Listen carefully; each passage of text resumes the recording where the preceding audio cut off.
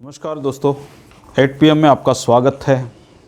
मैं हूं आपका दोस्त धर्मेंद्र कंवारी और आज हमारे बातचीत के दो हिस्से हैं। दो विषयों पे हम बातचीत करने वाले हैं।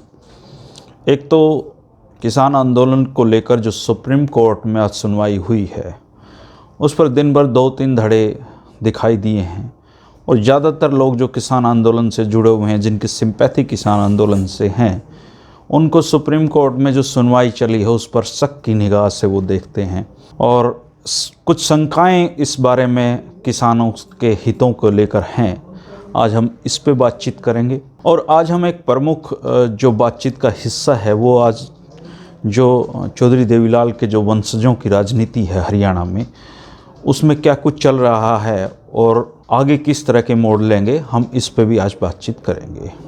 सबसे पहले हम बातचीत करते हैं आज सुप्रीम कोर्ट में जो सुनवाई हुई है।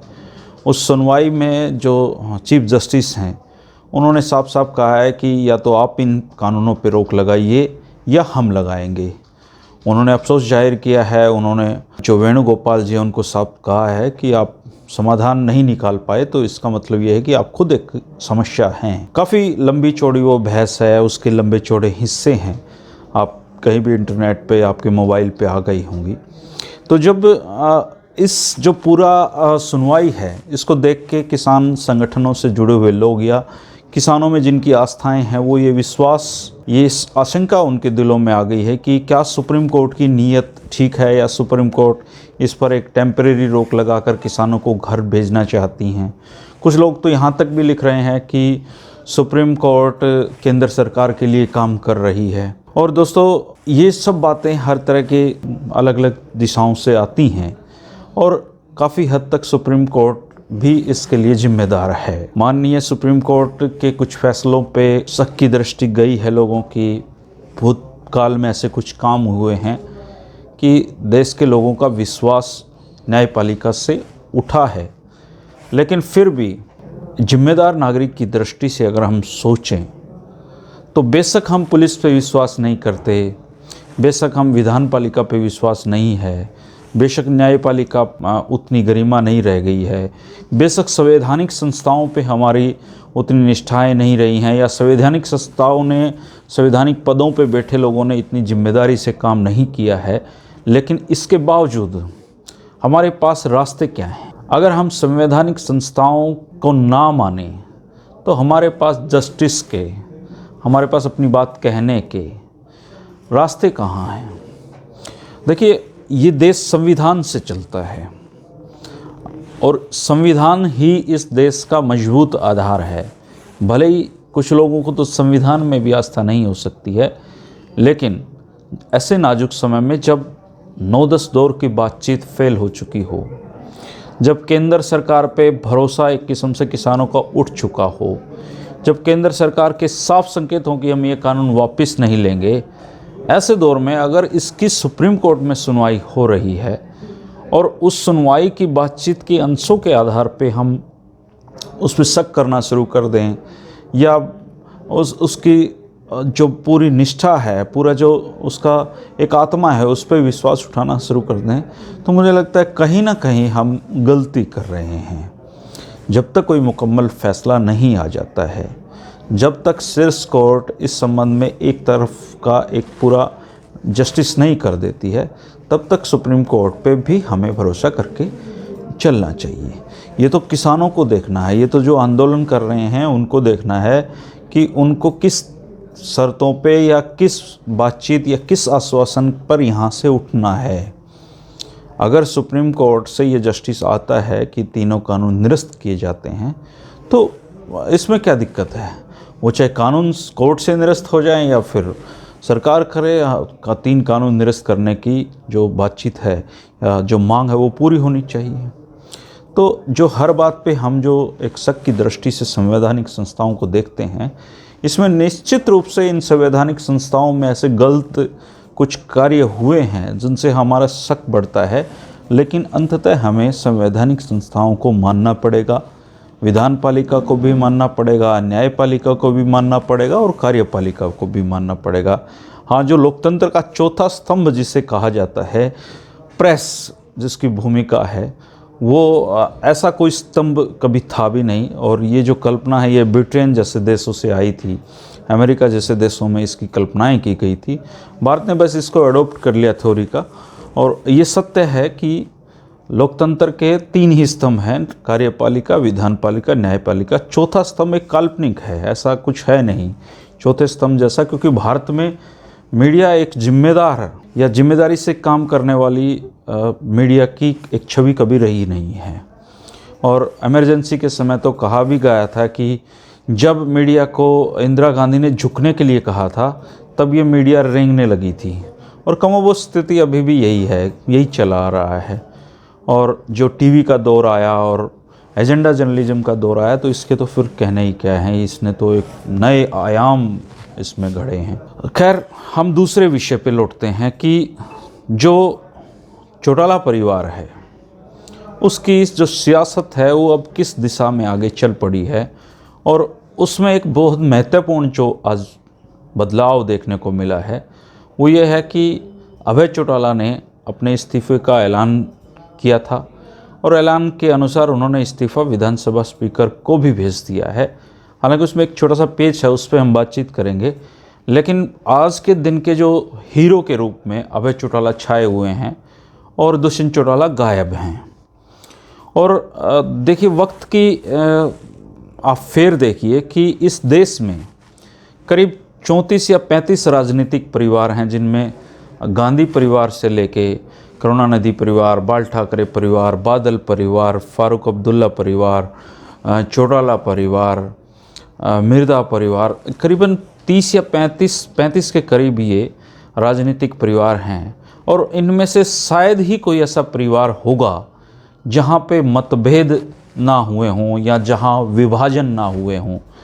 और राजनीति तो एक बहुत बचपन में सुनते आए हैं कि एक पिता को उसके बच्चे ने कहा कि पापा मुझे पॉलिटिक्स सीखनी है, आप पॉलिटिक्स में हैं, आप इतने बड़े नेता हैं तो मुझे भी पॉलिटिक्स सीखनी है। उन्होंने कहा ज़रूर सिखाऊंगा बेटा, लेकिन आप एक बार छत पे चले जाओ। वो छत पे गया और पिता ने कहा बेटा कूदो। बेटे ने छलांग लगाई, पापा ने हाथ नीचे किए हुए थे, एकदम से पीछे हट गए। बच्चा गिरा, काफ़ी चोटें आई।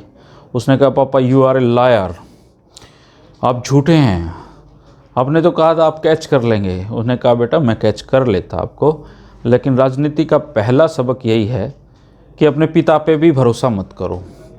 मुझे लगता है भारतीय राजनीति की सियासत में कि ये विडंबना रही है कि यहाँ पे अब परिवारों ने एक दूसरे पे भरोसा भी नहीं किया और अंततः इसका जो अंत है वो एक विभाजन के रूप में ही देखने को सामने आया है। चौधरी देवीलाल के परिवार में विभाजन सब पहले हुआ। चौटाला साहब, ओम प्रकाश चौटाला जी और रणजीत चौटाला जी में गहरा मतभेद गहराए और उसका परिणाम ये हुआ कि चौधरी ओम प्रकाश चौटाला सत्ता में आते रहे, लेकिन चौधरी रणजीत सिंह चौटाला को अपना राजनीतिक वनवास काटने के लिए बहुत लंबा एक इंतजार करना पड़ा और अब जाकर वो सरकार में एक पोजीशन हासिल कर पाए हैं। अगर हरियाणा के ही भजनलाल परिवार को लीजिए तो उन्होंने जब हजका बना ली थी तो चंद्रमोहन बिश्नोई आराम से उप मुख्यमंत्री के मज़े ले रहे थे। और आप अगर बंसीलाल परिवार की बात करें तो आज भी रणबीर सिंह महेंद्रा और सुरेंद्र सिंह में बनी नहीं कभी। उनके निधन के बाद अब भी नहीं उन दोनों परिवारों में मेल है, दो विभाजन है। तो सत्ता में बादल परिवार अपने पड़ोस में ले लीजिए, मनप्रीत बादल को पार्टी छोड़नी पड़ी थी। मुंबई में राज ठाकरे आज तक अलग घूम रहे हैं। तो राजनीति में विभाजन जो परिवारों का है वो एक अनिवार्य सी शर्त भारत में बन चुका है। और जहाँ तक चौटाला परिवार की बात है, चौटाला परिवार में तो दूसरी बार विभाजन देखने को मिला जब चौधरी ओम प्रकाश चौटाला के दो लड़के अभय सिंह चौटाला जी और अजय चौटाला जी में भी विभाजन हुआ। और जब पार्टी एक बड़े लंबे संघर्ष के बाद ऐसा लग रहा था कि वो सत्ता में लौटेंगे, ऐसे समय में दुष्यंत चौटाला ने एक जननायक जनता पार्टी बनाई और इनेलो को एक कमज़ोर और एक लाचार पार्टी के रूप में लड़ने के लिए छोड़ दिया, जिसमें उनका जन्म हुआ, संघर्ष हुआ, सब कुछ हुआ। जननायक जनता पार्टी अस्तित्व में आई। जननायक जनता पार्टी के अस्तित्व में आने के बाद इनेलो कमज़ोर होती गई और ले देकर एक अभय सिंह चौटाला इनेलो में ऐसे बचे जो जिनके पास एक जिद है, कुछ हद तक जुनून भी दिखता है कि वो फिर से इनेलो को खड़ा करना चाहते हैं। लेकिन विधायक इकलौते हैं, खुद एक ही सीट जीत पाए हैं। दुष्यंत चौटाला जी ने 10 सीटें जीती हैं। वो माननीय खट्टर जी के साथ मिलकर उन्होंने गठबंधन की सरकार बनाई, अब उप मुख्यमंत्री के रूप में सत्ता में आए हैं और काफ़ी भारी भरकम विभाग भी हैं। लेकिन वक्त का फेर ये है कि अब किसान आंदोलन आ गया है।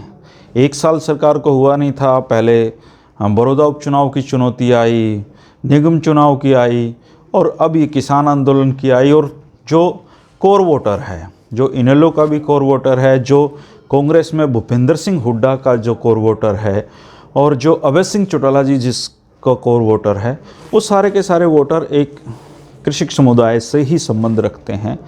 इसलिए दुष्यंत चौटाला की तरफ वो उस समय चले गए। उन लोगों ने ये देखा कि जहां दुष्यंत का कैंडिडेट जीत रहा है वहाँ दुष्यंत को वोट दिया, जहां भूपेंद्र सिंह हुड्डा जी का कैंडिडेट जीत रहा था वहाँ उनको दिया, और जहाँ पे मुकाबला त्रिकोणीय बना वहाँ पे भारतीय जनता पार्टी का कैंडिडेट जीत गया।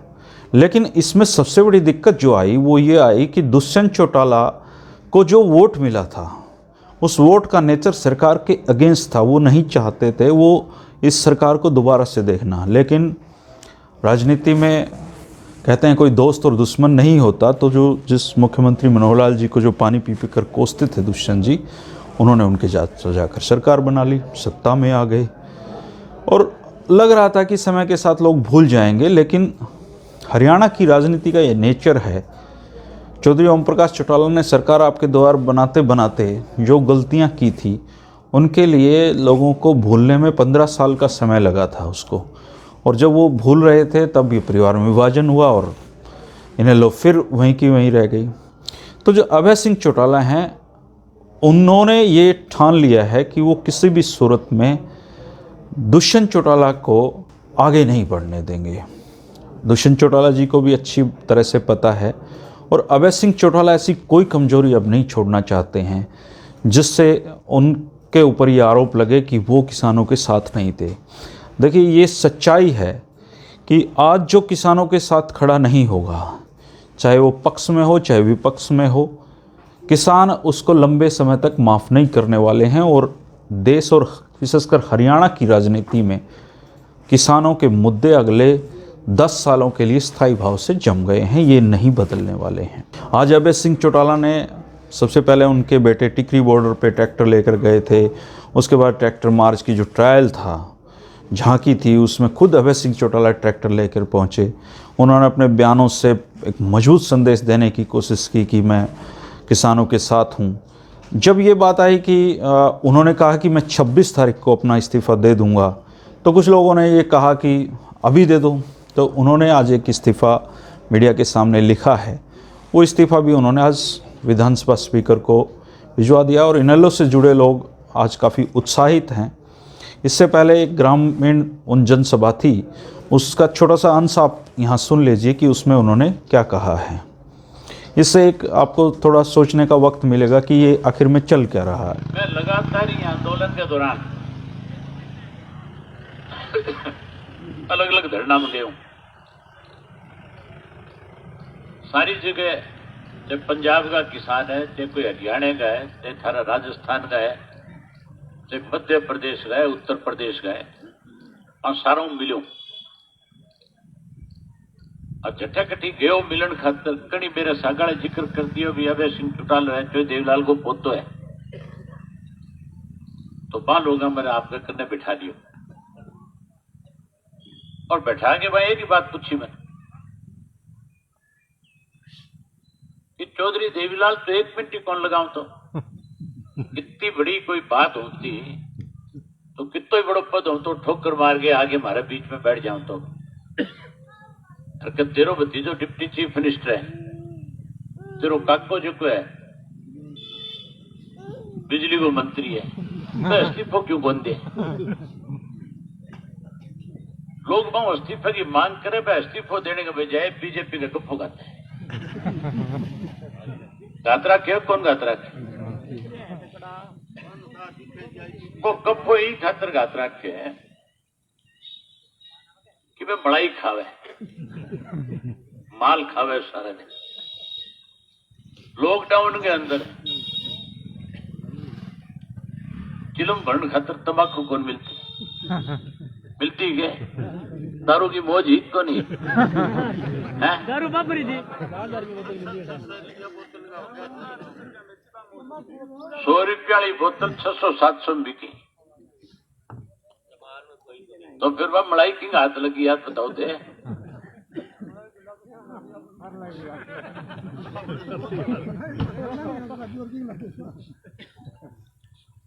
तो मैं तो मलाई में लाग जाए, मैंने कोई चौधरी देवीलाल की नीतियों मतलब नहीं है। मैं मान लोगों ने एक बात कही, मैं बोले भाई मैं तो लुटन में लागेड़ा है, मेरे जुम्मे कोई काम लगाओ तो मैं तैयार हूं थार सा करने। मैंने वह कहने लग गया कि फिर तने पहल करनी चाहिए। मैं बोले मैं थारी बात हूं सहमत हूं, मेरे कोई पद को लालच नहीं है, मेरे ऊपर कोई आ उंगली नहीं उठा सके कि मैं कोई 2 रुपया की गई एमएलए हो गया ले लिया। मैं तो कोई पल्लों भलाई इकट्ठी दे गया हूं माड़ा मोटा।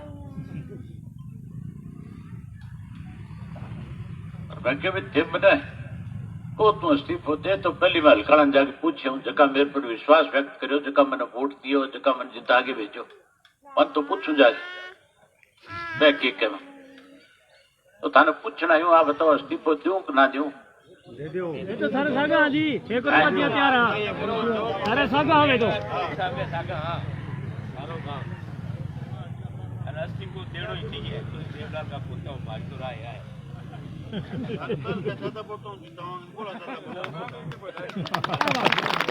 एक काम और करना पड़सी। मुख्यमंत्री ने करनाल में उतरण कौन दिया नहीं, तो फिर मेरा इस्तीफे देने के बाद में बाई इलेक्शन हो सी, बाई इलेक्शन हो सी जो सरकार वाला किन किन तो अड़वागा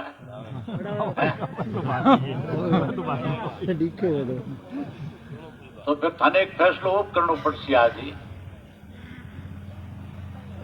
कि कोई चुनाव लड़े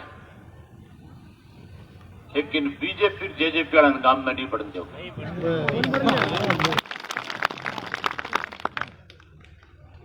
वो काम कर दोगा प्रेस वाला खर्चा खड़े थे, हाथ खड़ा करके बताओ करोगा कौन कर?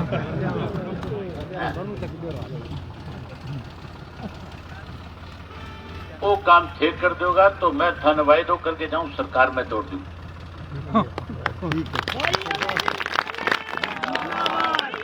सरकार के जो आप मान के चलो शुरुआत हो चुकी है। जबकि दिन मैं बात कही भी मैं इस्तीफा दूंगा, लेकिन बाद में 2 जेजेपी का एमएलए तैयार हो गया परवाड़ा लो तैयार है, एक वो शाहबाद वालों तैयार है। बच्चा नहीं सावधान लेके बैठूंगा, चिंता ना।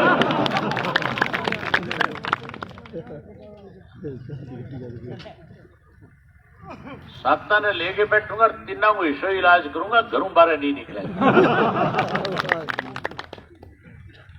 अजय सिंह आपके भाषण में बात कही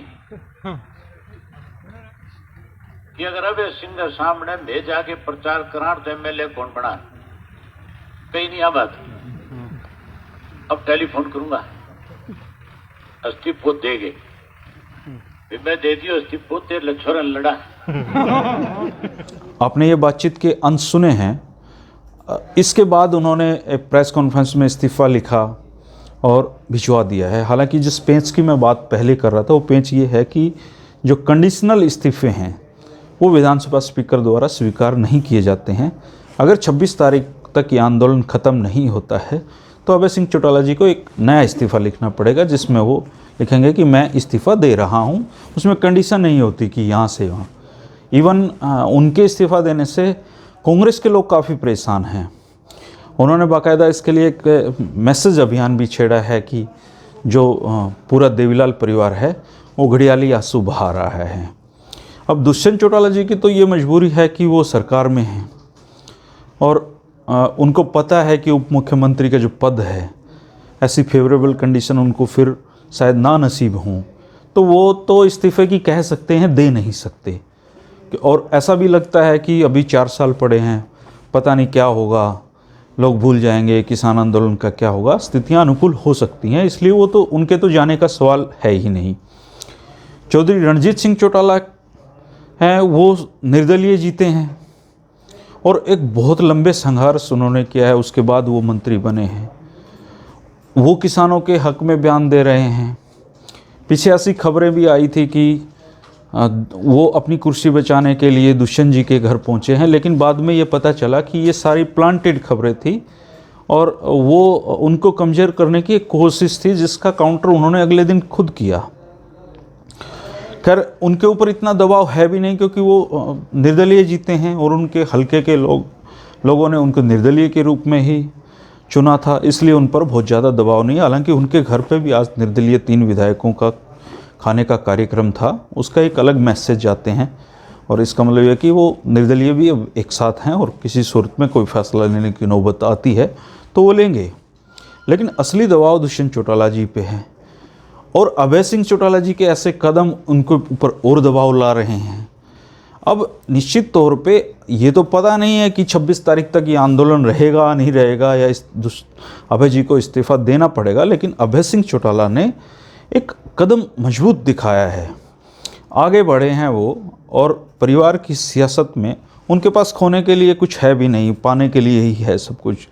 1 सीट है और जो किसानों की बातचीत आपने सुनी है, साफ साफ है कि अगर इस्तीफ़ा देके उपचुनाव की नौबत भी आती है तो उनको विधानसभा में जाने से कोई रोक भी नहीं सकता है, क्योंकि किसान इसके लिए उन्हें वोट देंगे ही देंगे।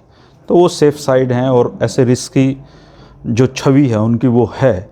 लेकिन इससे जो परेशानियां हैं वो दुष्यंत चौटाला जी की बढ़ गई हैं। दुष्यंत चौटाला जी को अपना जो कोर वोटर है और अपने जो नाराज़ विधायक हैं, इस ज़मीन को तलाशने के लिए, इस ज़मीन को बनाए रखने के लिए, भविष्य में अपना जो फ्यूचर है, अपना भविष्य सेफ करने के लिए बहुत मजबूत कदम उठाए जाने की ज़रूरत है और उनको उन लोगों के बीच में जाने की ज़रूरत है जिन्होंने उनको वोट दिया था, जिन्होंने उन पे विश्वास किया था और अब वो ठगे जा रहे हैं या ठगे जाने का उनको एहसास हो रहा है। निश्चित तौर पे अभय चौटाला ने उन पे बढ़त एक तरीके से ये हासिल कर ली है। हालांकि बहुत वक्त है, 4 साल सरकार में हैं, 26 तारीख बहुत दूर है, क्या होगा ये तो भविष्य के गर्भ में है, लेकिन राजनीतिक बातें हैं, होती रहेंगी, चलती रहेंगी और राजनीतिक परिवारों के जो मतभेद हैं वो शायद ही दुनिया में कभी रुकें, क्योंकि भारत की राजनीतिक जो परंपराएं हैं, राजनीतिक जो इतिहास रहे हैं, वो विश्वास के कभी नहीं रहे, वो निस्वार्थ कभी नहीं रहे। सत्ता में जो लोग आते हैं उनका मकसद अधिकतर का पैसे बनाने का होता है और जब पैसा आता है तो परिवार में विभाजन भी होते हैं। और आप चाहे आप बड़े बड़े उद्योगपति देख लीजिए, उनमें भी विभाजन होते हैं। सत्ता के लिए राजनीतिक परिवारों में विभाजन होते हैं। लेकिन आज की स्थितियों में अभय चौटाला ने एक अच्छी बढ़त ली है। और दूसरा जो विषय हमने शुरू में चर्चा की थी, संवैधानिक संस्थाओं की जो छवि है उसको आघात जरूर लगे हैं पिछले कुछ सालों में। ऐसे कुछ काम हुए हैं कि जिनसे उन पर शक जाता है, लेकिन मैं फिर भी कहूँगा कि संवैधानिक संस्थाओं पे विश्वास करने के अलावा हमारे पास कोई विकल्प है भी नहीं। इन्हीं लोगों को चुनना है, इसी व्यवस्था के तहत चुनना है और इन्हीं कोर्टों में चक्कर काटने हैं, इन्हीं पुलिस को देखना है, सब कुछ यही है और ये व्यवस्थाएं यूं की यूं चल रही हैं। आप अपने विचार दें कि जो अभय चौटाला का कदम है, क्या इससे उनको बढ़त मिलेगी, क्या दुष्यंत पर दबाव बढ़ेगा और हरियाणा की राजनीति में किस तरह के बदलाव आप देख पा रहे हैं? आप ज़रूर कमेंट करें। अगर आपको कंटेंट पसंद आ रहा है दोस्तों, सब्सक्राइब करें और दोस्तों के साथ शेयर करें। हम रोज़ाना 8 बजे इन्हीं महत्वपूर्ण मुद्दों पर, जो विशेषकर हरियाणा से जुड़े हुए मुद्दे होते हैं, उन पे हम बातचीत करते हैं। आपके विचार, आपके कमेंट्स मैं सभी पढ़ता हूं और कोशिश करता हूं कि अगले दिन उन पर जो सुझाव हैं उन पर अमल लाया जा सके। नमस्कार दोस्तों, बने रहिए 8 PM में, हमेशा आपका स्वागत है।